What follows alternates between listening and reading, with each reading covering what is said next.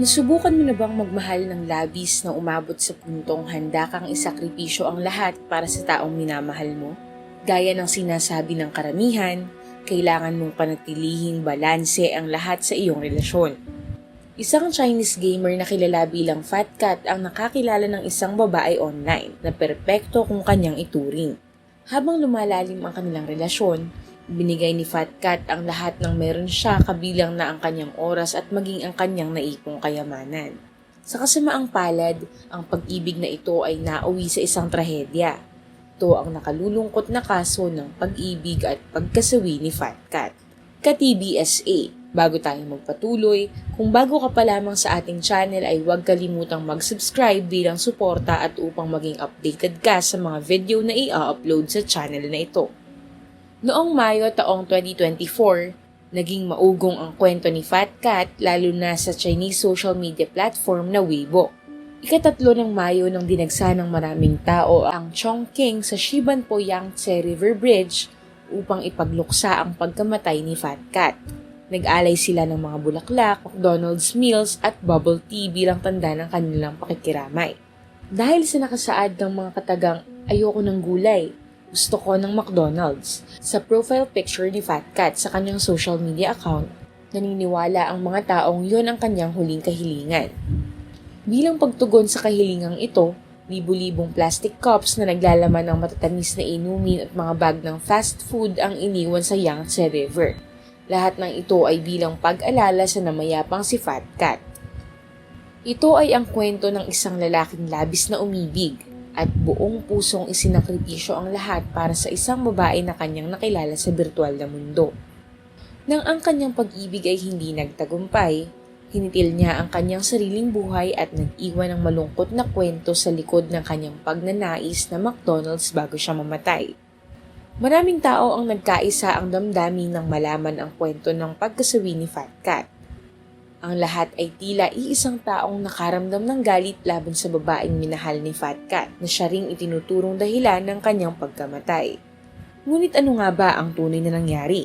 Si Fat Cat o Liu Ji sa tunay na buhay ay isinilang sa Chenzhou, Yunnan Province noong 2003. Iilan lamang ang nakaalam sa kanyang naging personal na buhay noong hindi pa siya tanyag. Ngunit may mga nagsasabing masalimuot ang buhay ng kanyang pamilya.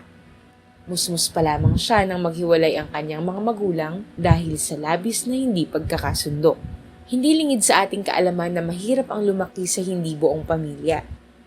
Ang paghihirap na ito ang naranasan ng batang Liu Ji. Noong siya ay nagkaroon na ng kakayahang lumisan, siya ay nagpasyang lisanin na ang kanilang tirahan at mamuhay na lamang mag-isa. Dahil sa kanyang kamusmusan, nahirapan siyang lagpasan ang mga hamon ng pang-araw-araw na pamumuhay. Sa kabila ng mga paghihirap na kanyang dinanas, siya ay nakahanap ng kaligayahan sa paglalaro ng online games. Siya ay may angking kagalingan sa larangang ito. Nahasa ang kanyang kahusayan sa paglalaro ng Honor of Kings. Nagwagi siya sa mga nilahukang patimpalak at naging daan ito upang siya ay makilala ng iba pang manlalaro. Ginamit niya rin ang kanyang talento sa paglalaro sa kanyang paghahanap buhay. Siya ay naging isang booster kung saan pinatataas niya ang level ng ibang manlalaro. Ito ay nagsilbing kasiyahan at hanap buhay ni Fat Cat.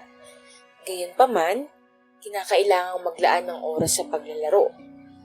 Ayon sa mga ulat, gumawa ng 36 na account si Fat Cat upang makalaro at kumita ng 20 yuan katumbas ng $3 bawat laro.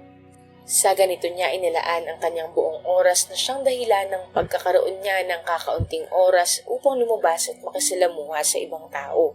Nawalan siya ng oras upang makipagkaibigan at humanap ng makakasama sa buhay. Ang kanyang mga naging kaibigan ay pawang mga kapwa niya online gamer. Taong 2021 nang nagkaroon ng pagbabago sa kwento ng kanyang buhay at nagdulot sa kanya ng panibagong saya. Habang naglalaro, nakausap niya ang isang babaeng manlalaro na nagngangalang Tanzu. Naging malapit sila sa isa't isa. Naging madalas ang kanilang paglalaro ng magkasama at pag-uusap. Hindi nagtagal, ang simpleng paglalaro ay umabot sa paglabas at pagde-date. Noong simula, ang kanilang relasyon ay puno ng pagmamahalan. Ngunit sa paglipas ng araw ay nagsimulang magbago ang lahat. Hindi nais ni Tanzu ang magkalayo sila sa isa't isa. Upang makasama at mapaligaya si Tanzu, naglakbay si Liu Ji ng 900 kilometro mula Yunnan hanggang Chongqing kung saan naninirahan ang kasintahan. Hiniling din ni Tanzu na tulungan siya ni Liu Ji sa pagbayad ng renta, kahit na ang kanilang pagsasama ay tumagal lamang ng ilang araw bago hilingin ni Tanzu na humanap ng ibang tirahan si Liu Ji. Sa buong panahon ng kanilang relasyon, patuloy na nagpapadala si Liu Ji ng pera kay Tanzu upang mapasaya siya. Nagsimula ito sa maliliit na halaga para sa pagkain, ngunit lumaki upang tustusan din ang paglalakbay ng kasintahan. Binilhan siya ng bagong telepono at mamahaling mga regalo. Ayon sa balita, madalas humingi si Tanzu ng pera para sa kanyang mga gastusin. Dahil naman sa pagmamahal ni Liu Ji ay tinutupad niya ang mga kahilingan ni Tanzu ng walang pag-aalinlangan. Mayroon mang naipong kayamanan, kumukuha lamang si Liu Ji ng 10 yuan para sa kanyang pangkain araw-araw. Dahil dito, nag-aalala ang kanyang mga kaibigan para sa kanyang kalagayan. Sinubukan nilang paalalahanan siya. Sinabi nilang maaaring iwan siya ni Tanzu balang araw. Nais nilang siya ay mag-isip ng mabuti at huwag sayangin ang kanyang mga naipong salapi para lamang sa pag-ibig. Ngunit matatag ang tiwala ni Liu Ji kay Tanzu. Tiniyak niya sa kanyang mga kaibigan na mahal siya ni Tanzu at hindi siya iiwan nito. Nagtrabaho si Liu Ji ng buong kasipagan. Madalas hanggang 16 na oras sa bawat araw ay naglalaro at nag-boost siya ng mga account ng iba. Hinangaan ng kanyang mga kliyente ang kanyang pinapakitang pagsusumikap at kasipagan. Nang tanong siya ng isa sa kanila kung bakit siya nagsusumikap at naghahanap buhay, inamin ni Liu Ji na kailangan niya ng pera upang matulungan si Tanzu na magbukas ng sarili niyang flower shop. Sa huli, siya ay nagbigay ng humigit kumulang 300,000 yuan upang suportahan ang nais na negosyo ng kanyang kasintahan. Upang maibigay ang lahat ng ito sa kanyang minamahal, pinilit niyang mamuhay na gulay lamang ang inihahain. Pinili niyang isakripisyo ang kanyang sariling kagustuhan, maibigay lamang ang kagustuhan ng kanyang kasintahan. Nagkasundo silang mag-isang dibdib sa Mayo ng taong 2024. Ang pangyayaring ito ay nagbigay kay Liu Ji ng iba yung pagkasabik at kasiyahan. Mas nagpakasipag pa siya sa trabaho upang makaipon para sa nalalapit nilang kasal. Ngunit nagbago ang lahat nang lumayo ang loob ni Tanzu. Sinubukan ni Liu Ji na muling makuha ang kanyang damdamin, ngunit siya ay nabigo. Sa kabila nito, nanatili siyang positibo at naniniwalang magiging maayos ang lahat. Taliwas sa kanyang iniisip at hinahangad, nabigo siyang ayusin ang kanilang pagsasama. Noong unang bahagi ng Abril, narinig ni Liu Ji mula kay Tanzu ang masakit na balitang babago sa kanyang buhay. Gusto niyang makipaghiwalay. Ayon kay Tanzu, hindi niya nararamdamang pinahalagahan siya ni Liu Ji. Muling ginawa ni Liu Ji ang lahat upang maayos muli ang kanilang relasyon. Ngunit mas nadurog ang kanyang puso nang sabihin ni Tanzu na mayroon na siyang bagong minamahal at nais nilang magpakasal sa hinaharap. Labis na sakit at paghihinagpis ang naramdaman ni Liu Ji nang kanyang maisip na wala sa kanyang piling ang lahat ng taong pinahalagahan at minahal niya. Sa huling pagkakataon ay muling sinubukan ni Liu Ji na mapasaya si Tanzu. Ibinigay niya ang kanyang natitirang kayamanan sa kanya. Nagpadala siya ng 760 tangkay ng bulaklak na sumisimbolo ng 760 araw ng kanilang pagmamahalan. Matapos na mainsan pang mabigo, durog ang pusong naglakad, si Liu Ji papunta sa tulay ng Yangtze River. Sa kanyang pag-iisa sa naturang tulay ay binalot ng pangungulila at kalungkutan ang buo niyang pagkatao. Noong 11 ng Abril taong 2024, tuluyang sumuko sa buhay si Fat Cat. Sa kadiliman ng gabi ay tumalon siya sa ilog at nilamon ng malamig na tubig. Noong panahong yon ay labis na nag-alala ang kanyang kapatid na hindi nalalaman ang kanyang kinaroroonan. Makalipas ang 10 araw, isang nabubulok na katawan ang natagpo ang palutang-lutang sa tabi ng isang bangka. Kinilala ito ng pulisya na si Liu Ji at kinumpirma naman ng kanyang pamilya. Nagawang buksan ng kapatid ni Liu Ji ang kanyang telepono at basahin ang mga mensahe. Doon natuklasan ng kanyang kapatid ang buong detalye ng kanyang relasyon kay Tanzu at lahat ng perang na ipadala niya sa dating kasintahan. Dahil sa matinding puot, isinapubliko ng kanyang kapatid ang buong kwento sa social media. Mabilis na umugong ang kwento. Marami ang nakiisa sa pagluluksa sa pagkawala ni Fat Cat at hindi pagsang-ayon sa mga ginawa ni Tanzu. Gold digger, yan ang ibinatong akusasyon ng kapatid ni Liu Ji kay Tanzu. Sinabi niyang iniwan ni Tanzu si Liu Ji noong wala na siyang maibigay sa kanya. Mabilis na kumalat ang kwentong ito sa buong bansa. Sa bersyong ito, sumang-ayon at pumanig ang publiko. Ngunit hindi maaaring hindi marinig ang panig ni Tanzu. Hindi mabubuong ganap ang kwento kung hindi malalaman ng publiko ang kanyang tinig. Noong Mayo 3, lakas loob niyang ipinahayag ang kanyang pagtanggi sa lahat ng akusasyon na ibinibintang laban sa kanya. Ayon sa kanya, mali ang iniulat na halaga. Sinabi niyang si Fat Cat ay nagbigay ng kabuoang 870,000 yuan sa kanya. Ngunit siya ay nagbigay rin ng 520,000 yuan habang sila ay nagsasama pa. Kaya sa huli, nakatanggap lamang siya ng 350,000 yuan mula kay Liu Ji. Magulo na di umano ang kanilang pagsasama. Umabot pa sa mga puntong halos tapusin na nila ang kanilang relasyon. Sa mga panahong sila ay magkakaroon ng hindi pagkakaintindihan at mga tampuhan, tatakutin di umano siya ni Fat Cat na gagawa ng mga marahas at hindi magandang bagay upang muli silang magkaayos. Dalawang video ng paghingi ng tawad ang isinapubliko ni Tanzu noong ika-4 ng Mayo. Doon ay sinabi niyang siya ay nagsisisi sa mga nangyari. Ayon pa sa kanya, nababanggit lamang niya ang pakikipaghiwalay kay Fat Cat upang subukin ang tibay at kung tunay ang pag-ibig nito para sa kanya. Sa unang video, sinabi ni Tanzu na siya ay humihingi ng tawad kay Fat Cat at hinihiling niyang sana ay magbalik pa siya. Siya man din ay labis na nalulungkot at nakararanas ng depresyon matapos malaman ang pagkamatay ni Liu Ji. Ngunit sa kabila nito, ang mga taong nakapanood sa naturang video ang nagsabi na tila hindi sincero ang paghingi ng tawad ni Tanzu. Pansin ng mga nakapanood na ang kanyang mukha ay walang ipinakikitang emosyon na nagdulot sa mga tao ng isipin na wala siyang pagsisisi. Inakusahan din siya ng kapatid ni Fat Cat na ang kanyang ginawa ay financial fraud. Sa ikalawang video ni Tanzu, makikitang kasama niya ang isa sa kanyang kaibigan. Ang kaibigan niyang iyon ay lakas ng loob siyang ipinagtanggol sa gitna ng kanyang kinaharap na galit mula sa publiko. Iginiit ng kanyang kaibigan na walang mali sa mga ginawa ni Tanzu at nanindigan na normal lamang para sa mga kalalakihan na suportahan ang pinansyal na pangangailangan ng kanilang kasintahan. Pinuna pa niya ang labis na emosyonal na si Fat Cat at hindi niya magawang tanggapin ang kanilang hiwalayan at hindi nararapat na sisihin si Tanzu dahil doon. Nang marinig ng publiko ang kanilang paliwanag ay lalong nagsiklab ang nararamdaman nilang galit. Nagkaroon din sila ng pag-aalinlangan ukol sa video. Para sa kanila, ang mga video na ito ay ginawa lamang ng AI at ang babaeng nasa mga video ay maaaring hindi si Tanzu. Samantala, tulad ng nabanggit ko kanina, nagsimula ang mga tao na mag-iwan ng mga take-out orders mula sa mga lugar tulad ng McDonald's malapit sa tulay kung saan tumalon si Liu Ji. Dahil dito, nakiusap ang mga kapatid ni Liu Ji na ihinto na ang pagpapadala ng mga pagkain sa tulay dahil nagdudulot ito ng traffic jams. Hayag din sa Beijing News ang kasalukuyang kaganapan sa tulay.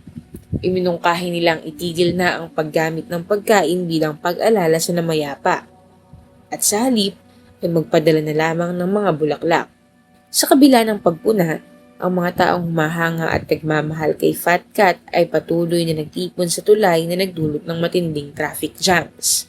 Nagpatuloy rin sila sa pagpapadala ng mga pagkain na siyang naipon sa lugar at nabulok pagkaraan ng ilang araw. Nakadagdag pa sa mga umuugong na kontrobersya ang mga natuklasang insidente kung saan napag-alaman ng mga nagpapadala ng mga pagkain na ang kanilang mga order ay walang laman. At ang mga bubble tea ay pinapalitan lamang ng tubig. 5 brand na sangkot ang humingi ng paumanhin. Nangako sila ng refund at ng dagdag na kompensasyon para sa lahat ng nakaranas ng pandaraya sa nasabing insidente. Nagbigay rin ang Cha Panda ng 1 million yuan bilang donasyon sa isang youth foundation sa pangalan ni Fat Cat. Samantala, ang kwento ay nagkaroon ng pagbabago nang ilabas ng Chongqing Police ang resulta ng kanilang investigasyon sa inakalang financial fraud. Walang nakitang pandaraya ang pulisya sa pagsusuri ng relasyon ni Liu Ji at Tanzu at ng kanilang mga transaksyon. Noong Mayo 19, Inilabas ng Nan'an District Branch ng Chongqing Municipal Public Security Bureau ang detalyadong ulat sa kasong ito. Ang investigasyon ay nagpakita na si Tan Zhu at Fat Cat ay may relasyon sa loob ng mahigit 2 taon. Natuklasan din na sa kanilang pagsasama ay kilala na nila ang pamilya at mga kaibigan ng bawat isa. Ito ay naging patunay na hindi nila itinago sa publiko ang kanilang relasyon. Kinumpirma ng ulat na hindi dinaya ni Tan Zhu si Fat Cat para sa pera, kaya't ang kanyang mga aksyon ay hindi itinuturing na pandaraya. Pagsapit ng Pebrero taong 2023, nais ni Tan Zhu na tapusin ang kanilang long-distance relationship, kaya't lumipat si Fat Cat mula Yunnan patungong Chongqing upang makasama siya. Noong Pebrero 2024, pinakilala ni Tan Zhu si Fat Cat sa kanyang pamilya at mga kaibigan sa kanilang bayan. Sa kabila ng kanilang pagsisikap, naging magulo ang kanilang relasyon na nagkaroon ng maraming hiwalayan at muling pagkakasundo. Ikalima noong Abril nang imungkahi ni Tan Zhu na maghiwalay muna sila upang muling kalmahin ang kanilang mga sarili at manirahan ng magkahiwalay. Noong Abril 10, isang araw bago siya namatay, inalok ni Fat Cat na magbigay ng pera kay Tan Zhu. Sinabihan ni Tan Zhu si Fat Cat na ipunin ang pera para sa kanyang hinaharap. Ngunit nagbigay pa rin siya ng pera at pinutol na ang ugnayan nila ni Tan Zhu na siyang dahilan upang maging imposible na maibalik pa niya ang pera kay Fat Cat. Noong umaga ng Abril 11, nagpadala ng WeChat message si Fat Cat na nagsasabing "We are done" at pagkatapos ay tumalon sa ilog. Noong Abril 23, natagpuan ng pulisya ang kanyang katawan sa Yangtze River. Kaugnay ng mga akusasyon ng gold digging, lumabas sa masusing investigasyon na sila ay mayroong joint Alipay account. Nakita rin ng pulisya sa kanilang ginawang investigasyon ang kanilang mga financial transfers mula 2021 hanggang 2024. Pinakita ng investigasyon na hindi dinaya ni Tan Zhu si Fat Cat. Ang kanilang financial relationship ay hindi isang panig lamang. Mula noong Nobyembre 2021 nang magkakilala sila online hanggang Abril 11, 2024 nang mamatay si Fat Cat, nagbigay siya ng pera kay Tan Zhu ng 317 beses. Sa kabilang banda, nagbigay rin si Tan Zhu ng pera kay Fat Cat at sa kanyang mga kamag-anak ng 179 beses na umabot sa higit 463,000 yuan na katumbas ng humigit kumulang $65,000. Binabalik ni Tan Zhu ang financial differences sa mga magulang ni Fat Cat matapos makipagsunduan at pagkatapos ng lahat, iniulat ni Tan Zhu sa pulisya ang kapatid ni Fat Cat. Ayon kay Tan Zhu ay isinapubliko ng kapatid ni Fat Cat ang kanilang mga naging pribadong mensahe at transaksyon na naging dahilan ng pampublikong pang-aabuso laban sa kanya. Sa iniulat ni Tan Zhu, nilabag ng kapatid ni Fat Cat ang kanyang privacy. Idinagdag pa ng pulisya na isinapubliko rin ng kapatid ni Fat Cat ang personal na impormasyon ni Tan Zhu at sinadyang maglabas ng mga distressed-looking selfies upang makakuha ng simpatya sa publiko. Ang ginawang ito ng kapatid ni Fat Cat ay naging dahilan ng pagbato ng publiko ng masasakit na komento laban kay Tan Zhu. Nahaharap din sa mga kasong kriminal ang tatlong netizen na di umano ay naglabas ng mga personal na impormasyon ni Tan Zhu. Dahil sa mga pangyayaring ito, nagsimulang isipin ng mga tao kung nararapat ba na sila ay pumili ng panig ng kanilang sasang-ayunan.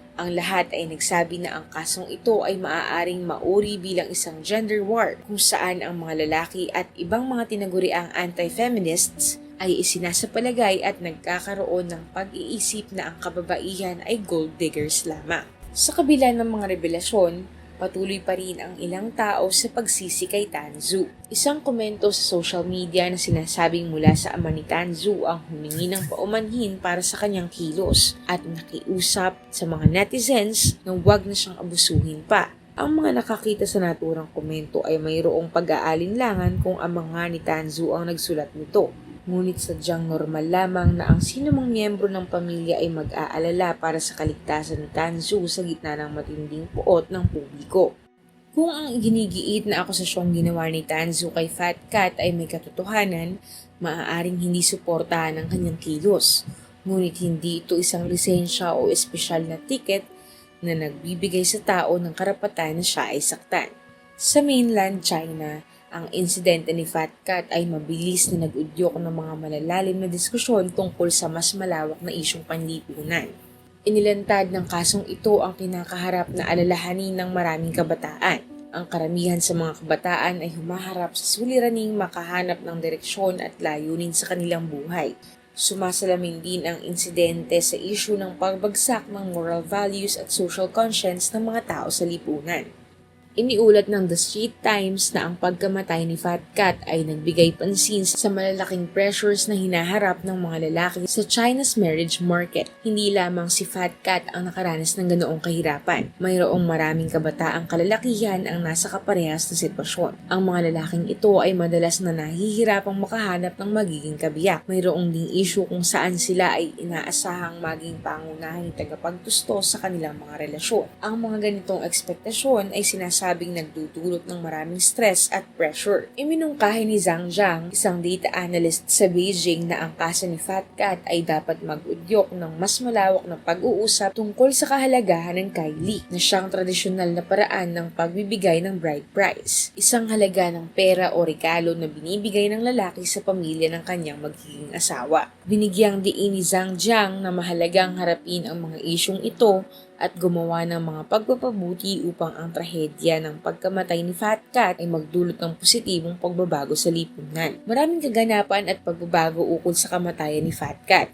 Ngunit sa kabila nito, isang bagay lamang ang hindi mababago. Isang buhay ang nawala. Lubos kong nadarama ang kalungkutan para kay Fat Cat. Siya ay tila tunay na mapagmahal na tao na tunay na nagmamalasakit sa kanyang kasintahan. Ngunit hindi tamang isisi ang kanyang pagkamatay sa babae na sangkot. Aking iniisip kung siya kaya'y nakaranas ng depresyon. Hindi tubig ang kumuha ng kanyang hininga. Hindi lalim ng ilog ang lumunod sa kanya. Gaano na kaya kalalim ang kalungkutan sa kanyang puso at hindi na niya nagawang umahon? Magiging iba kaya ang sitwasyon kung naglaan siya ng pagmamahal para sa kanyang sarili gaya ng pagbigay niya ng pagmamahal sa babaeng kanyang inibig? Ang mga kasagutan ay maaaring hindi na natin makuha. Ngunit ang aral mula sa naging buhay at pagpapakasakit ni Fat Cat ay mananatili at hindi mawawala ng saysay sa mga taong nakakaalam at makakaalam pa ng kanyang kwento.